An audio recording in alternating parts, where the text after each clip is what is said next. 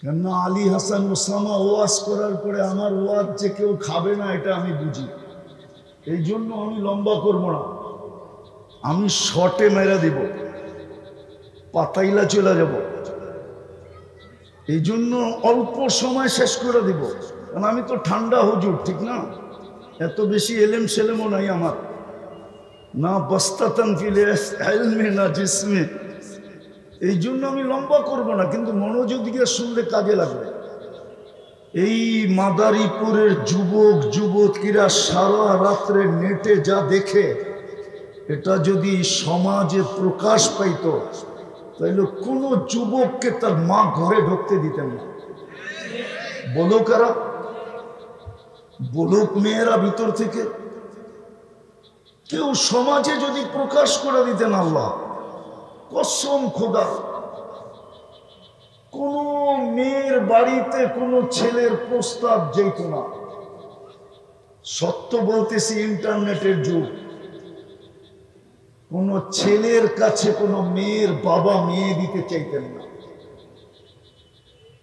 ইন্টারনেটের কারণে তো আমার সমাজ এরকম কলুষিত। লুকায় কে? কে? এই জন্যই তো আদম আলাইহিস সালাম বলছিলেন, আমি প্রথম মানুষ, প্রথম নবী, প্রথম রসুল, আমি মানব জাতির পিতা। তারপরও একটা ভুল করলাম, কিয়ামতের সকাল পর্যন্ত মানুষকে আল্লাহ জানায়া দিলেন শুধু ভুল, গুনাহ না। আর উম্মতে মুহাম্মাদীর সাথে আল্লাহর কেমন পীড়িত, পীড়িত বুঝেন? কি কি মোহাব্বত? পীড়িত ওরা বোঝে, বুঝামু? 14 তারিখে ফুলও দেয়, হোটেলেও খাওয়ায়, বাড়িতেও পার্সেল দেয়। যদি ডাক্তার অনুমতি দিত তাহলে কলিজা খুলা বুনা করা ওর প্যাকেট করে ওর হাতে উঠায় দিত। তারপরে বলতো বাড়িতে যে শুধু আমাকে একটা মেসেজ দিবা, I.U, এটার নাম হইল পীড়িত। মুসলমান নরনারীর চেয়ে বেশি প্রসাধনী দুনিয়ার কেউ ব্যবহার করে না, কসম খোদার করে না। মুসলমানের চেয়ে ব্র্যান্ড কেউ ব্যবহার করে না। আমার কথা বিশ্বাস করেন, আমি চোখে দেখা বলতেছি আপনাদেরকে। আমি পারি আপনাদেরকে এখন নেটের থেকে বাহির করে দেখায় দিতে যে মাইক্রোসফটের মালিক বিল গেটস এর সবচেয়ে দামি প্যান্ট কয় টাকা, কয় ডলার, আমি দেখায় দিতে পারি। আপনি এখন সার্চ দেন, আমি যুবকদের পায়ে ধরে বলি, এখন সার্চ দাও যে মাইক্রোসফটের মালিক বিল গেটসের সবচেয়ে দামি প্যান্ট কয় ডলার, এখন তোমাকে গুগল দিয়ে দিবে, দেখো কয় ডলারে। আর আমাদের যুবকদের টি শার্ট কয় ডলারে, ওর গেঞ্জি কয় ডলারে, ওর হাতের সেট কয় ডলারে। বলো, মুসলমানের চেয়ে ব্র্যান্ড কেউ ব্যবহার করে না। মুসলমানের চেয়ে দামি জিনিস কেউ ব্যবহার করে না। ব্রুনাইয়ের বাদশার যে বাড়ি ব্রুনাইতে, ওটাতে 1000 কামরা, 1000। দুনিয়ার কোন প্রেসিডেন্ট নাই, হোয়াইট হাউসও 1000 কামরা না। 1000, 100 কামরা কিনা জানি না, 100 কিনা। রানী এলিজাবেথের বাড়ি তো 100 কামরা কিনা জানি না। আমি দেখা আসছি অক্টোবরে, আমি দেখা আসছি আগস্টে, ইংল্যান্ডে ব্রুনাইয়ের প্রেসিডেন্টের বাড়িতে 400 কামরা, 400। ওর পার্সোনাল গাড়ি হইল 500, দুনিয়ার সবচেয়ে দামি। যেই গাড়ি ব্যবহার করে সব সময়, ওটার এন্টার গাড়ির পার্স হইল সোনা।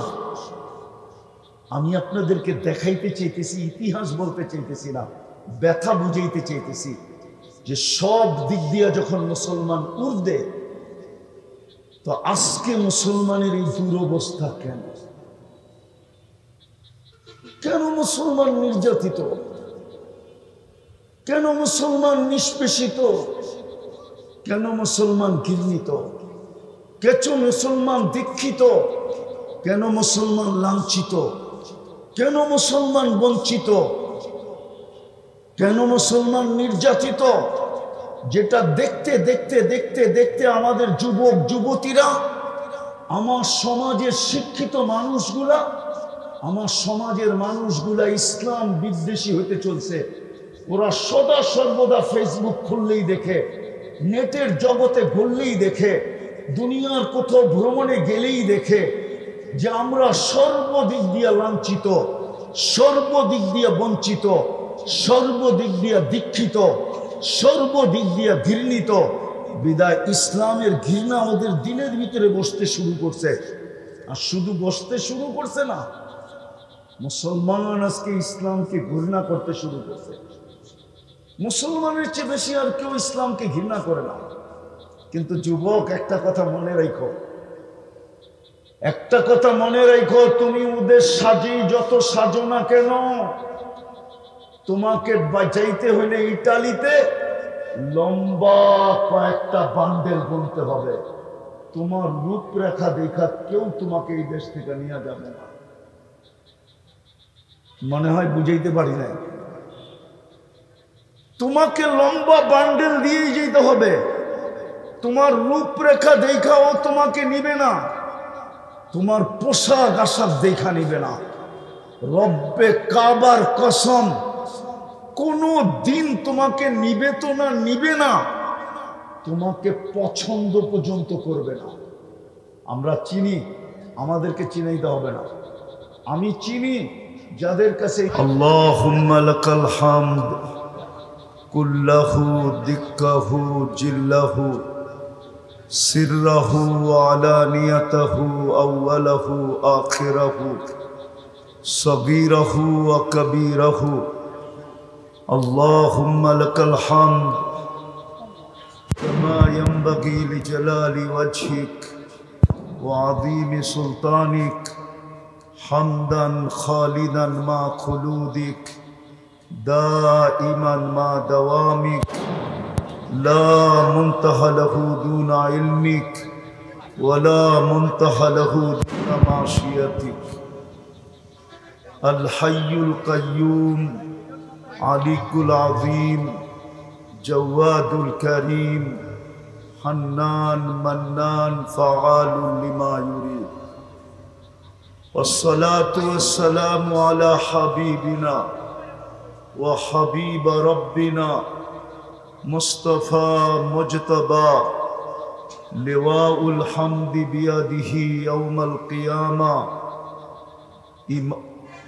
سيد الأولين والآخرين إمام المرسلين والمتقين رسول رب العالمين شفيع المذنبين حريص بالمؤمنين رؤوف رحيم صلى الله عليه وعلى آله وأصحابه وأتباعه صلاة وسلاما تنجينا بها من جميع الأحوال والآفات وتقضي لنا بها جميع الحاجات وتطهرنا بها من جميع السيئات وترفعنا بها عند الله أعلى الدرجات.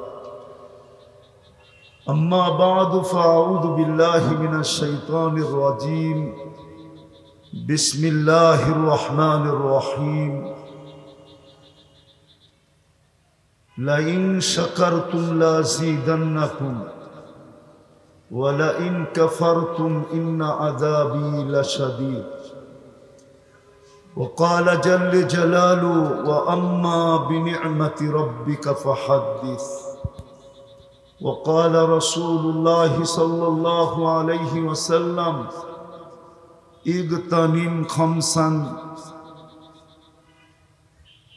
إلى آخر الحديث أو كما قال عليه الصلاة والسلام.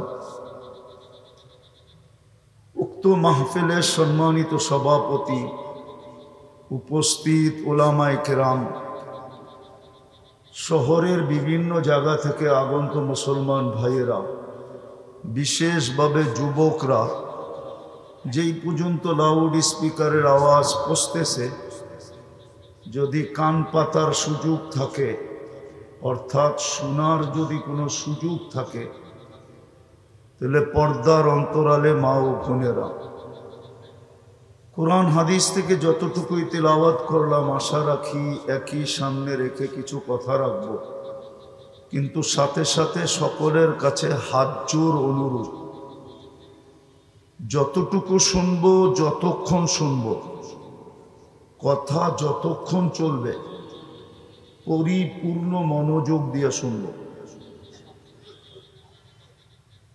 দ্বিতীয়, পরিবেশটাকে পরিপূর্ণ নীরব এবং নির্জুম রাখব, কেননা এই দুটোটাই আল্লাহর আদেশ। ফাস্তামিউ, এটাও আল্লাহর আদেশ, আনসিতু, এটাও আল্লাহর আদেশ। পরিপূর্ণ মনোযোগ দিয়ে শোনা, এটাও আল্লাহর আদেশ।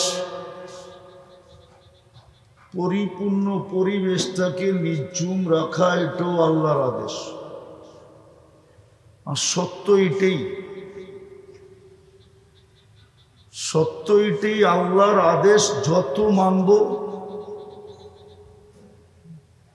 যত আল্লাহর আদেশ মানব, তত বেশি আল্লাহর ঘোষণা আমাদের উপরে সত্যায়িত হবে। এই আয়াতেই শেষে আল্লাহর একটা ঘোষণা আছে, লাআল্লাকুম তুরহামুন, তাইলে আমি তোমাদেরকে রহমতের ছোঁয়া দিব না।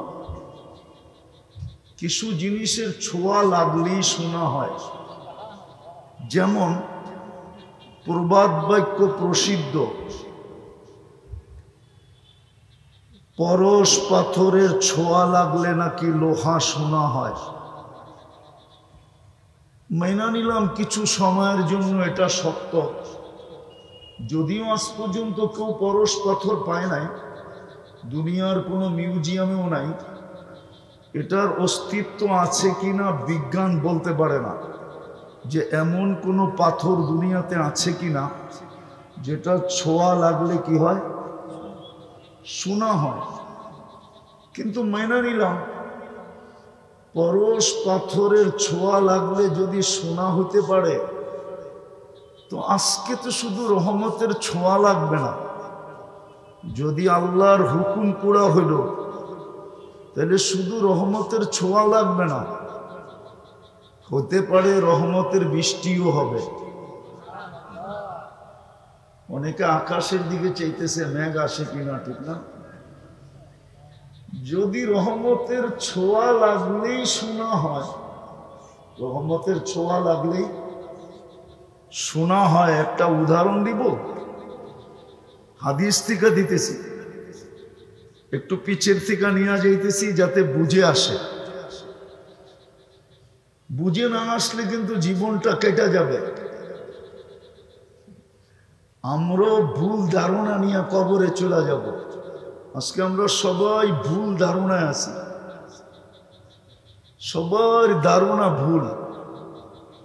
সবাই ভাবতেছে দুনিয়াটা যেমন কবরটাও এমন, সবাই ভাবতেছে দুনিয়াটা যেমন মউতটাও এমন, সবাই ভাবতেছে দুনিয়ার হিসাব কিতাব যেমন আখেরাতের হিসাব কিতাবও মনে হয় এমনই হবে। সবাই ভাবতেছে দুনিয়ায় যেরকম ভিজিটিং কার্ড চলে, মরার পরে মনে হয় ভিজিটিং কার্ড চলবে। মনে হয় ভিজিটিং কার্ড বোঝেন না, ঠিক না?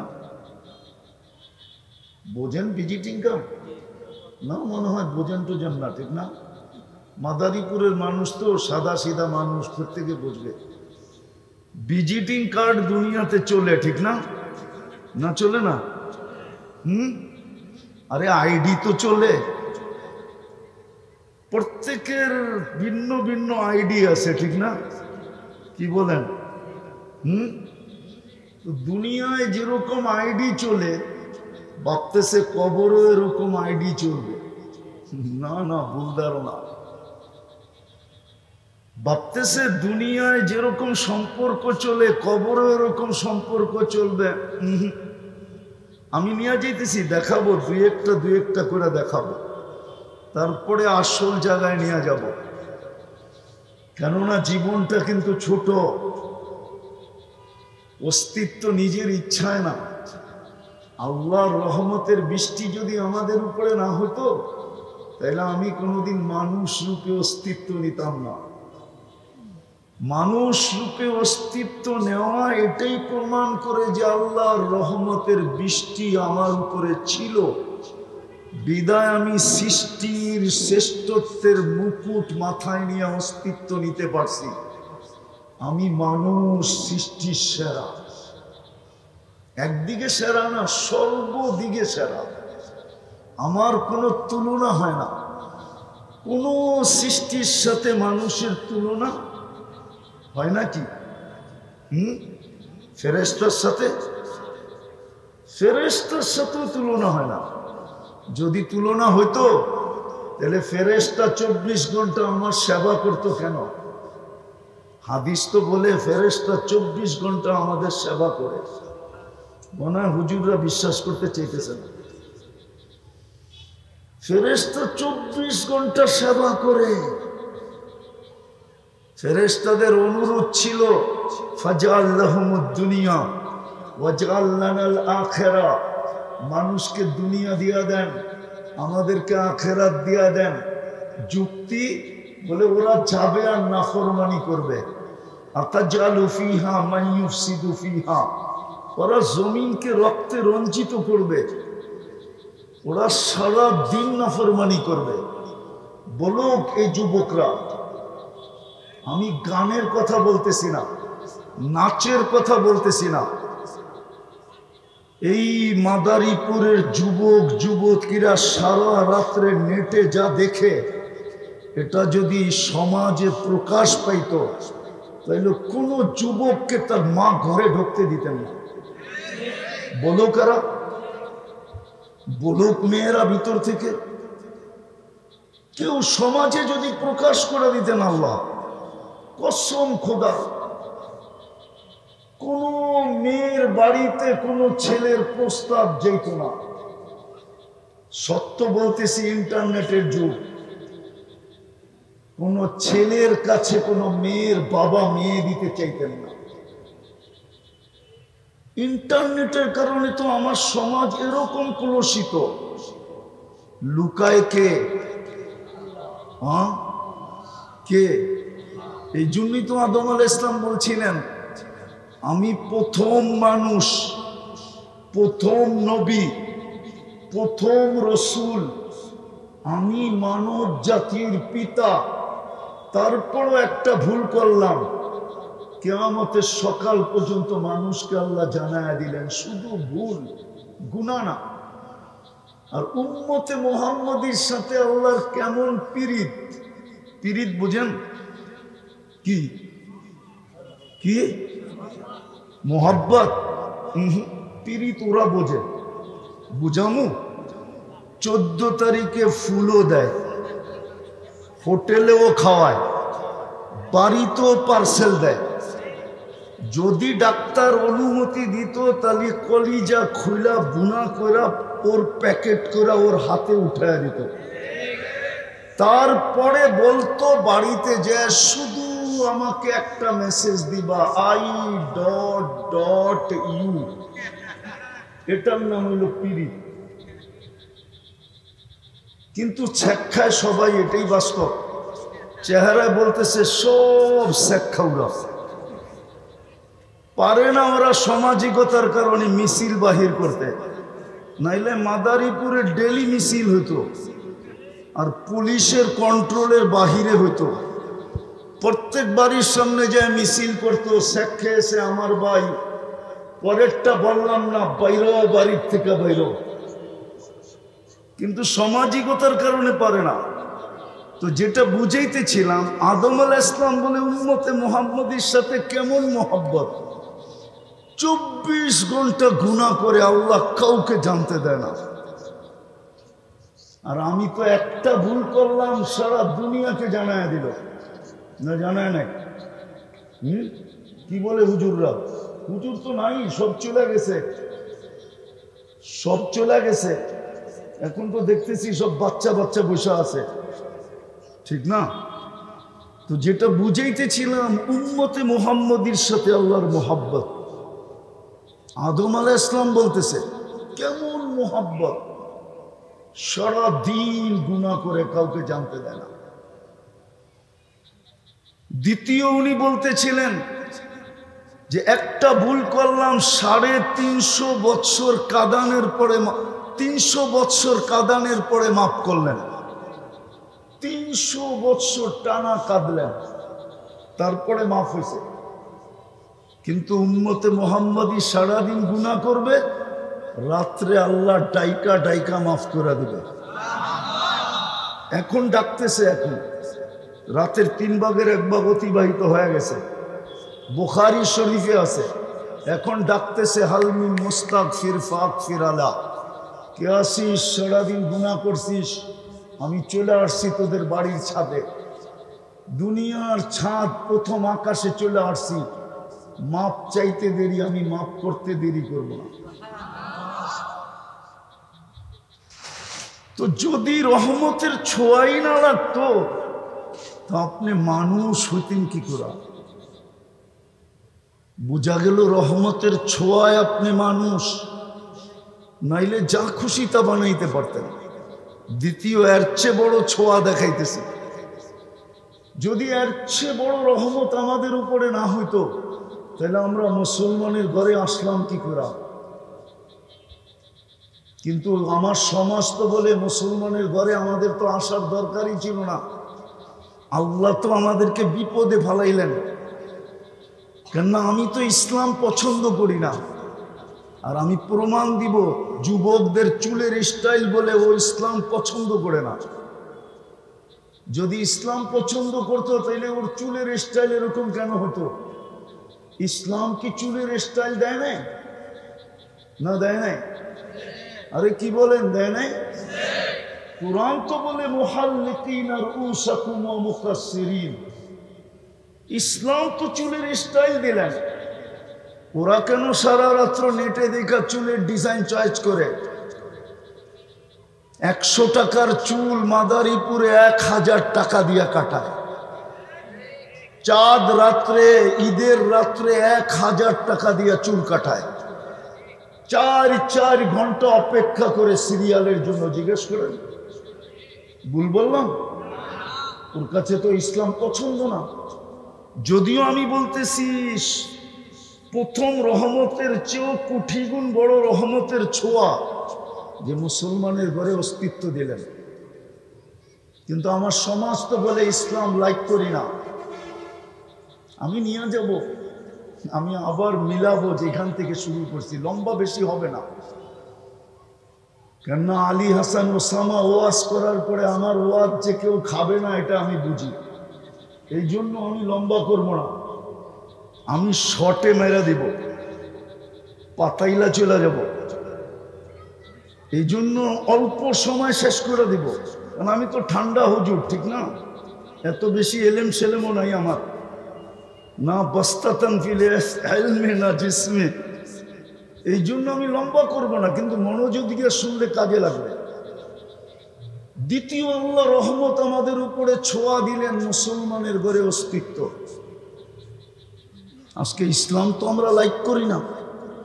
আমাদের যুবকের পোশাক বলে না, আশাক বলে না, চাই বলে না, চলন বলে না, আমাদের সমাজের কোনো জিনিসই বলে না যে আমি ইসলামকে লাইক করি। আমাদের শুধু পুরুষ না, ছেলে না, আমাদের মা বোনদের চলাফেরা এটা বলে না যে আমি ইসলামকে পছন্দ করি। এর চেয়ে বড় রহমতের ছোঁয়া। বরং আমি কসম খাইলে ভুল হবে না, আল্লাহ পুরা রহমতের পাত্র আমাদের উপরে ঢাইলা দিয়া উম্মতে মুহাম্মদী বানাইছে। কি আরে বলেন না, উম্মতে অর্থ কি? মুহাম্মদুর রাসূলুল্লাহ উম্মত। আপনি বলবেন পুরা পাত্র ঢাইলা দিল, কোত্থেকে পেলেন? আমি আপনাদেরকে যুক্তি দিতেছি, পাত্র রাখবেন তো রাখবেন কেন? আমাদের পরে তো কোনো উম্মত নাই, পাত্র রাখার তো কোনো প্রশ্নই নাই। আর আমাদের নবীজির চেয়ে বড় কোনো নবীও নাই, আর ওনার পরে কোনো নবীও নাই, তো পাত্র রাখবেন তো রাখবেন কার জন্য? পাত্র পুরাটাই ঢেলা দিয়েছেন, দিয়ে আপনাকে আমাকে উম্মতে মুহাম্মদী বানাইছেন। কিন্তু আফসোস তো আমার এখানেই, সারা দুনিয়া ঘুরি, সারা দেশ ঘুরি, কিন্তু ব্যথা এখানে এটাই যে আমরা কেউ তো নবীর আদর্শকে পছন্দ করি না। যদি পছন্দ করতাম, নবীর আদর্শ যদি আমাদের পছন্দ হইতো, তাহলে আমার সমাজের চিত্র এরকম হতো না। হ্যাঁ, সত্য এটাই। কিন্তু ভুলা যাব বিদায় আগেই বলা যাইতেছি, মাদারীপুরের মানুষ নবীর আদর্শ পছন্দ হোক আর না হোক, বুখারী শরীফে আছে, ইমাম বুখারী রহমতুল্লাহ আলাইহি লেখছেন, কবরের সর্বপ্রথম প্রশ্ন যেটা হবে, মৌলিক প্রশ্ন যেটা হবে, আসল প্রশ্ন যেটা হবে, মেইন প্রশ্ন যেটা হবে, গুরুত্বপূর্ণ প্রশ্ন যেটা হবে, সেটা সর্বপ্রথম প্রশ্ন হবে, মা কুনতা তাকুলু ফি হাদার রাজুলি মুহাম্মাদিন, বলো তুমি মুহাম্মদুর রাসূলুল্লাহর আদর্শে কতটুকু আদর্শবান ছিল। যার উম্মত বানাইতে যে তোমার উপরে আমি রহমতের পুরা পাতিল আর ভাণ্ড পুরা ঢেলা দিছিলাম, ভালোবাসার শেষ সীমা করে দিছিলাম, তোমার পরে আর আমি ভালোবাসার সীমা কারোর জন্য রাখি নাই। যদি বলবেন প্রমাণ, তাহলে আমি একটা প্রমাণ দিতেছি। পরিশ্রম এক রাত্র, কয় রাত্র? কয় রাত্র? পরিশ্রম কয় রাত্র? সজাগ কয় রাত্র? 83 বৎসরের ইবাদত কেন দিবেন? না ভুল বলতেছি? লাইলাতুল কদরি খায়রুম মিন আলফি শাহর। তাও তো আমি খায়ের বাদ দিয়ে বলতেছি। খায়ের যদি যোগ করি তাইলে 83 কোটি বৎসর বললেও কম হবে। আমি যদি 83 কোটি বৎসর বলি তাইলেও কম হবে যদি খায়ের যোগ করি। কেন আপনারা বুঝবেন না, হুজুররা হয়তো বুঝতে পারে। আর মেইন বক্তা চলে গেছে তো সবাই চলে গেছে, আমাকে আপনাদের ভিতরে রাখা গেছে, কয়েকজন ছাত্রই আছে, ওদেরকে দিয়ে প্রমাণ করি। মাদ্রাসা একটা পড়া আছে তাসালসুলাত, 83 বৎসরের ভিতরে তো 83টা লাইলাতুল কদর আছে, ঠিক না? ওইটাতে প্রত্যেকটায় তো আবার 83 বৎসর, তাই না? আবার ওইটার ভিতরে 83 বৎসর লাইলাতুল কদর আছে, আবার প্রত্যেকটা 83 বৎসর। এরম যদি গুনতে থাকি তাইলে খায়ের ওই হাদিস সত্য হবে, ওয়ালি খাইরি লা নিহায়া। আল্লাহ বলেন আমার খায়েরের কোনো সীমা রেখা নেই। তাইলে আমি 83 লক্ষ বৎসর বললেও তো সীমা রেখা বলতেছি, আল্লাহ তো বলতেছে সীমা রেখা নাই। আপনাকে উম্মতে মুহাম্মদী বানাইলেন, কিন্তু নবীর আদর্শ তো আমরা পছন্দ করি না। কিন্তু মনে গাইথা রাখেন, কবরের প্রথম প্রশ্ন হবে, শুধু ইমাম বুখারী লেখেন না, ইমাম মুসলিমও লেখছেন, কবরের প্রথম প্রশ্ন হবে, মা কুনতা তাকুলু ফি হাদার রাজুলি মুহাম্মাদিন। বল বল বল, রহমতের সমস্ত ভান্ডার তোমার উপরে ঢেলা দেওয়ার পরে, ভালোবাসার সবকিছু তোমার উপরে ঢেলা দেওয়ার পরে, তোমাকে আমি উম্মতে মুহাম্মদী বানায়া কপালকে খুলা দিছিলাম, তুমি আমার বন্ধুর রঙে রঙিন ছিলা কতটুকু বলো। আমি শেষ জায়গায় চলে আসছি যেখান থেকে শুরু করছিলাম,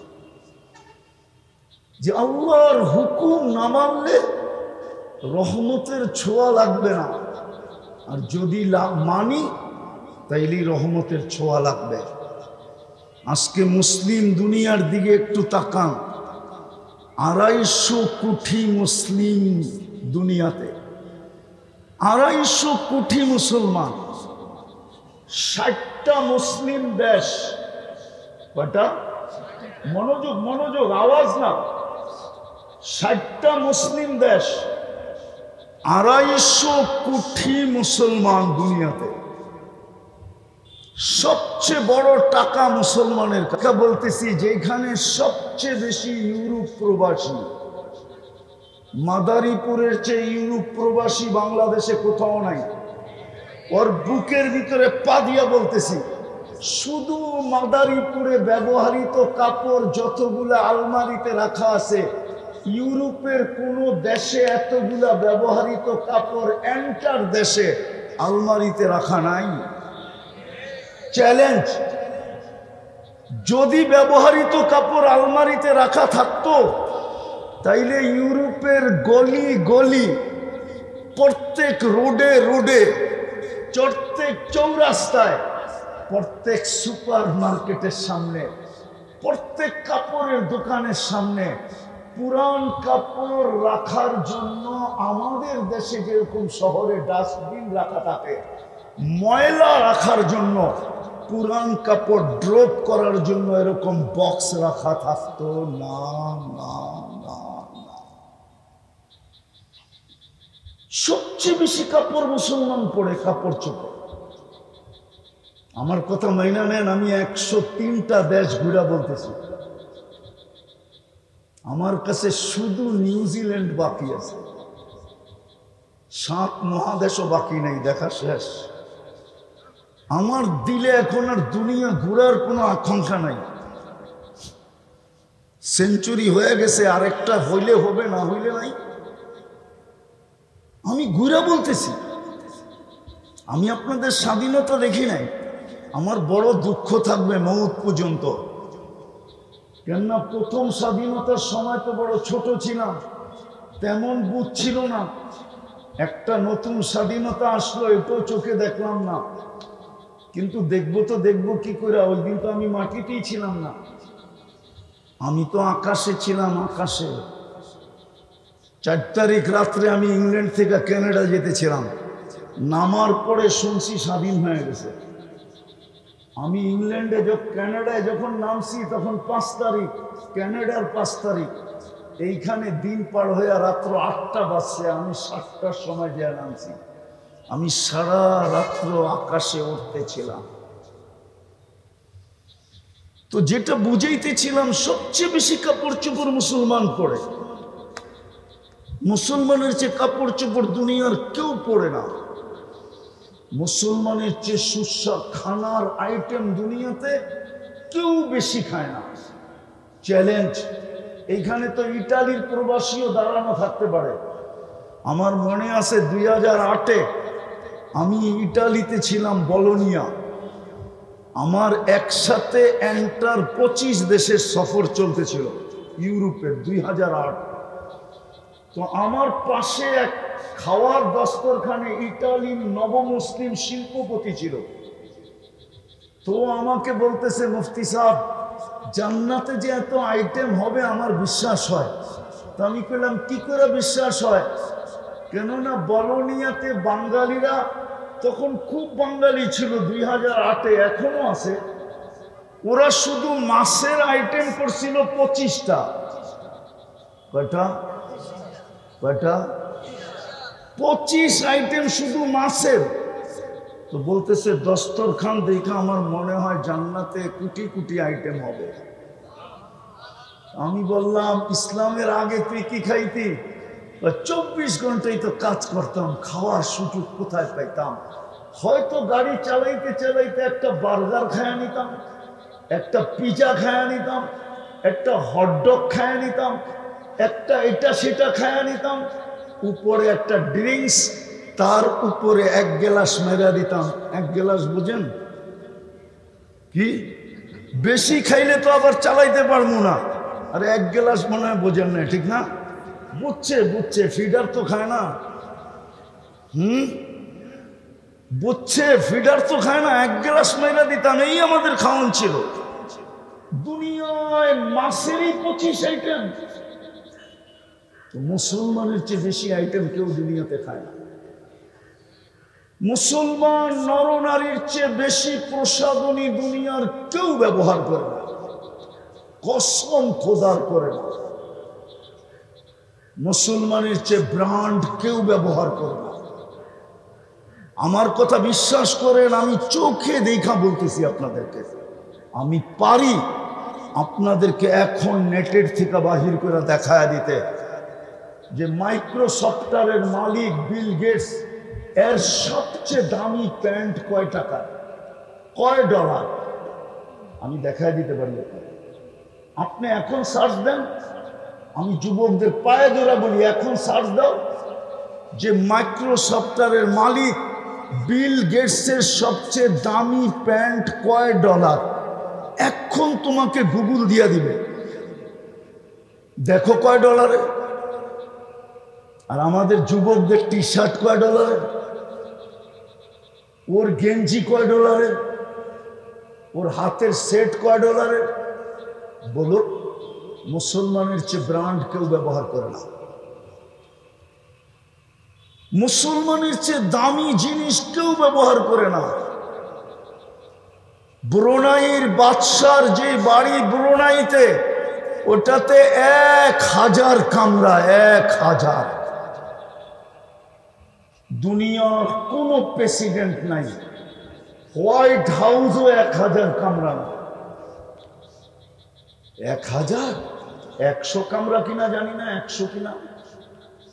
রানী এলিজাবেথের বাড়ি তো 100 কামরা কিনা জানি না। আমি দেখা আসছি অক্টোবরে, আমি দেখা আসছি আগস্টে, ইংল্যান্ডে ব্রুনাইয়ের প্রেসিডেন্টের বাড়িতে 400 কামরা, 400। ওর পার্সোনাল গাড়ি হইল 500, দুনিয়ার সবচেয়ে দামি। যেই গাড়ি ব্যবহার করে সব সময়, ওটার এন্টার গাড়ির পার্স হইল সোনা। আমি আপনাদেরকে দেখাইতে চাইতেছি, ইতিহাস বলতে চাইতেছি না, ব্যথা বুঝাইতে চাইতেছি যে সব দিক দিয়ে যখন মুসলমান উর্দে, তো আজকে মুসলমানের এই দুরবস্থা কেন? কেন মুসলমান নির্যাতিত? কেন মুসলমান নিষ্পেষিত? কেন মুসলমান ঘৃণিত? কেন মুসলমান দীক্ষিত? কেন মুসলমান লাঞ্ছিত? কেন মুসলমান বঞ্চিত? কেন মুসলমান নির্যাতিত? যেটা দেখতে দেখতে দেখতে দেখতে আমাদের যুবক যুবতীরা, আমার সমাজের শিক্ষিত মানুষগুলা, আমার সমাজের মানুষগুলা ইসলাম বিদ্বেষী হতে চলছে। ওরা সদা সর্বদা ফেসবুক খুললেই দেখে, নেটের জগতে ঘুরলেই দেখে, দুনিয়ার কোথাও ভ্রমণে গেলেই দেখে যে আমরা সর্বদিক দিয়ে লাঞ্ছিত, সর্বদিক দিয়ে বঞ্চিত, সর্বদিক দিয়ে দীক্ষিত, সর্বদিক দিয়ে ঘৃণিত। বিদায় ইসলামের ঘৃণা ওদের দিলের ভিতরে বসতে শুরু করছে। আর শুধু বসতে শুরু করছে না, মুসলমান আজকে ইসলামকে ঘৃণা করতে শুরু করছে। মুসলমানের চেয়ে বেশি আর কেউ ইসলামকে ঘৃণা করে না। কিন্তু যুবক, একটা কথা মনে রাখো, একটা কথা মনে রাখো, তুমি ওদের সাজি যত সাজো না কেন, তোমাকে বাঁচাইতে হইলে ইটালিতে লম্বা কয়েকটা বান্ডেল গুনতে হবে। তোমার রূপরেখা দেখা কেউ তোমাকে এই দেশ থেকে নিয়ে যাবে না। মনে হয় বুঝাইতে পারি নাই। তোমাকে লম্বা বান্ডেল দিয়ে যেতে হবে। তোমার রূপরেখা দেখাও তোমাকে নিবে না, তোমার পোশাক আশাক দেখা নিবে না। রব্বে কাবার কসম, কোনো দিন তোমাকে নিবে তো না, নিবে না, তোমাকে পছন্দ পর্যন্ত করবে না। আমরা চিনি, আমাদেরকে চিনাইতে হবে না। আমি চিনি যাদের কাছে ইউরোপিয়ান পাসপোর্ট আছে, যাদের কাছে ক্যানাডিয়ান পাসপোর্ট আছে, যাদের কাছে ইংল্যান্ডের পাসপোর্ট আছে, যাদের কাছে আমেরিকান অস্ট্রেলিয়ান পাসপোর্ট আছে, দুনিয়ার উন্নত দেশের পাসপোর্ট আছে।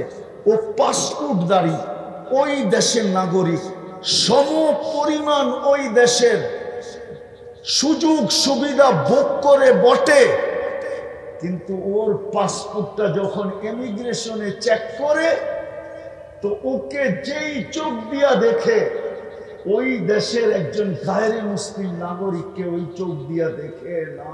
না না না, চ্যালেঞ্জ কোন প্রবাসী থাকলে এখানে আসো, কোনদিন ওই চোখ দিয়ে দেখে না, বরং 10, 15, 20, আধা ঘন্টা 2 ঘন্টা পর্যন্ত ওরে জিজ্ঞাসা করে। ও জানে এটা মুসলমান, আমাদের রঙে রঙিন হইলে হবে কি, আমাদের পাসপোর্ট গ্রহণ করলে হবে কি, আমাদের দেশের গ্রিন কার্ড পাইলে হবে কি, আমাদের দেশের নাগরিক হইলে হবে কি। এ জন্মসূত্রে মুসলমান, এ জন্ম নিতে দেরি, কানে আজান একামত আসতে দেরি করে নাই। বিদায় ও জানে তোমাকে জন্ম নিতে দেরি, আজান একামত তোমার কানে আসতে দেরি করে নাই। জন্মের সাথে সাথে তোমার কানের ভিতর দিয়া তোমার ভিতরে একটা আগুনকে ঢুকায় দেওয়া হয়েছে, যেটা কোনো দিন নিভবে না না না না না। ও জানে। আমি শেষ জায়গায় চলে আসছি। আজকে আমাদের দুরবস্থা কেন? যোগ বিয়োগ তো আমার মিলে না। আমি মাদারীপুরে বলতেছি, ধ্যান, যোগ বিয়োগ আমার মিলে না। আফগানিস্তান মাটিতে মিশা গেল, যোগ বিয়োগ মিলল, কিন্তু ইরাকে আইসা আর মিলল না। মিলল না তো মিলল না, কেন মিলল না?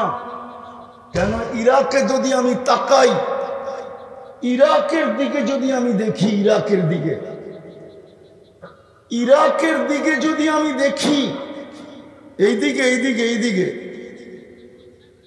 এইদিকে দেখি, এইদিকে শয়তান কিন্তু আগেই বলছি আমি, হুকুম না মানলে কিন্তু ছোঁয়া মিলবে না।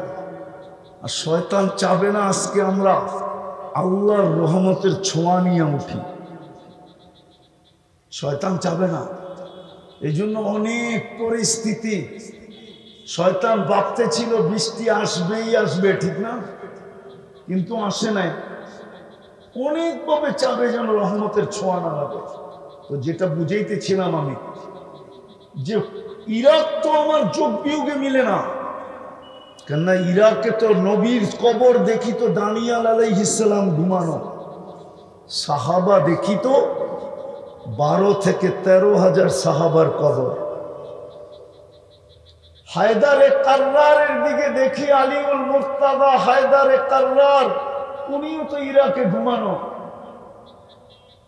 হোসাইনও তো ইরাকে ঘুমানো। আমাদের মজহাবের আবু হানিফা রহমতুল্লাহ আলাইহি তো ইরাকে ঘুমানো। পীরানে পীর দস্তগীর আব্দুল কাদের জিলানীও তো ইরাকে ঘুমানো। ওইটা মাটির সাথে মিশলো কি করে? বাদ দিলাম ইরাক, আসেন ফিলিস্তিন মাটির সাথে মিশতেছে কি করে? আপনাদের ফিলিস্তিন আমার ফিলিস্তিন এক না। আমি 15 বছর আগে 2 চোখে ফিলিস্তিন দেখছি। বিদায় আপনি মিডিয়া দেখা আপনার সাথে আমার সাথে একমত হওয়া সম্ভব না। আমি তো চোখে দেখা বলতেছি। ফিলিস্তিন তো এখন আমার চোখের সামনে।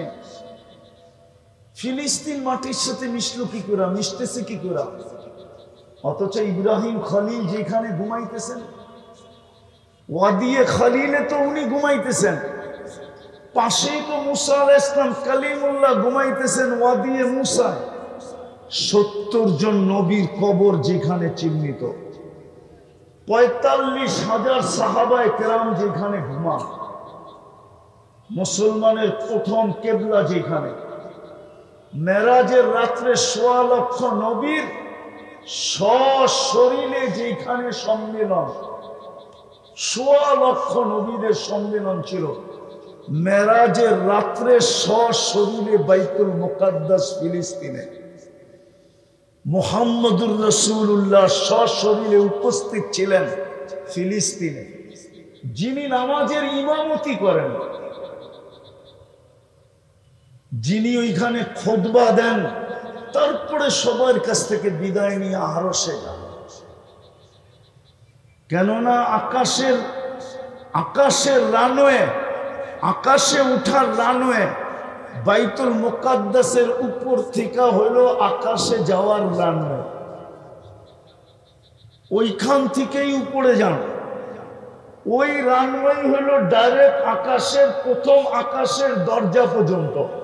ওইখান থেকে দ্বিতীয় আকাশের দরজা, তৃতীয় আকাশের দরজা, চতুর্থ আকাশের দরজা, পঞ্চম, ষষ্ঠ, সপ্তমের দরজা।